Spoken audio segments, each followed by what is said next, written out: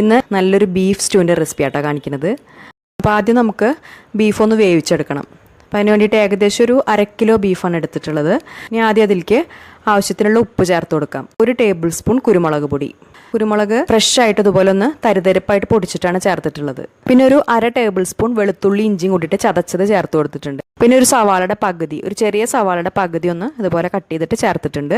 അതിൻ്റെ കൂടെ തന്നെ കുറച്ച് കറിവേപ്പിലയും ചേർത്ത് കൊടുക്കാം. എന്നിട്ട് എല്ലാം കൂടിയിട്ട് ആദ്യം നന്നായിട്ടൊന്ന് മിക്സ് ചെയ്തതിന് ശേഷം പിന്നെ അതിലേക്ക് നമുക്കൊരു 1/4 കപ്പ് അളവിൽ വെള്ളം ഒഴിച്ചു കൊടുത്തിട്ട് ഏകദേശം ഒരു 75-80% കുക്കാവുന്ന വരെ വേവിച്ചെടുത്താൽ മതി.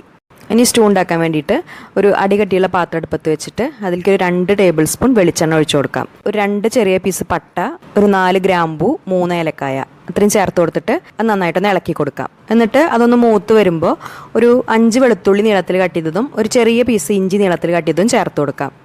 അതിൻ്റെ ആ പച്ചമണം ഏകദേശം ഒന്ന് മാറി വരുമ്പോൾ 2 ചെറിയ സവാള കൂടെ ഒരു 4 പച്ചമുളക് നീളത്തിൽ കട്ട് ചെയ്തതും കുറച്ച് കറിവേപ്പിലയും ചേർത്തിട്ട് അതെല്ലാം കൂടിയിട്ട് നന്നായിട്ടൊന്ന് വഴറ്റിയെടുക്കാം. സ്റ്റൂവിൽ എരിവിനായിട്ട് പച്ചമുളകും കുരുമുളക് പൊടിയാണ് ചേർക്കുക. അപ്പോൾ പച്ചമുളകിൻ്റെ അളവ് നമ്മുടെ എരിവിനനുസരിച്ച് ചേർത്ത് കൊടുക്കുക. ഇനി അതിലേക്ക് നമുക്ക് ഒരു വലിയ ഉരുളക്കിഴങ്ങും ഒരു മീഡിയം വലുപ്പത്തിലുള്ള ക്യാരറ്റും ഇതുപോലെ ഒന്ന് കഷ്ണങ്ങളാക്കി ചേർത്ത് കൊടുത്തിട്ട് നന്നായിട്ടൊന്ന് ഇളക്കി കൊടുക്കാം.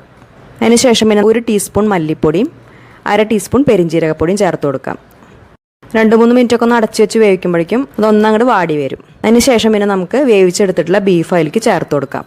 അതിൽ വെള്ളം ഉണ്ടെങ്കിൽ ആ വെള്ളത്തോട് കൂടി തന്നെ ചേർക്കാം. അതിനുശേഷം പിന്നെ അതിലേക്ക് നാളികേരപ്പാൽ ചേർത്ത് കൊടുക്കണം. അപ്പോൾ ഒരു 2 കപ്പ് 2/2 പാലാണ് ചേർത്ത് കൊടുത്തിട്ടുള്ളത്. അത് ചേർത്തിട്ട് ആ കഷ്ണങ്ങളും ബീഫും നന്നായിട്ട് വേവിച്ചെടുക്കുക. അപ്പോൾ ഈ സമയത്ത് അതിൽ ഉപ്പ് നോക്കിയിട്ട് ആവശ്യത്തിനനുസരിച്ച് ഉപ്പ് ചേർത്ത് കൊടുക്കുക. ഏകദേശം ഒരു അരമണിക്കൂറൊക്കെ വേവിച്ചെടുക്കേണ്ടി വരും.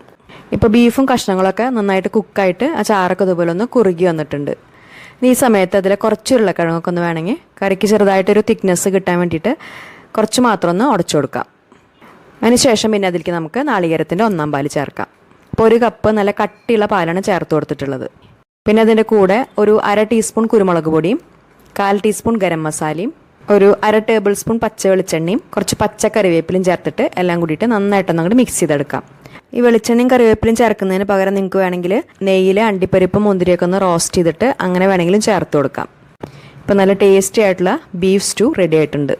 അപ്പത്തിൻ്റെയും പൊറോട്ടയുടെയൊക്കെ കൂടെ കഴിക്കാൻ നല്ല ടേസ്റ്റാണ്. നമ്മളത് ബ്രെഡിൻ്റെ കൂടെയാണ് കഴിച്ചിട്ടുണ്ടായിരുന്നത്. നല്ല കോമ്പിനേഷനാണ്. അപ്പോൾ ഈ റെസിപ്പി എല്ലാവർക്കും ഇഷ്ടമായെന്ന് വിചാരിക്കുന്നു. എല്ലാവരും ഉണ്ടാക്കി നോക്കുക. എന്നിട്ട് ഫീഡ്ബാക്ക്സ് മറക്കാതെ അറിയിക്കുക.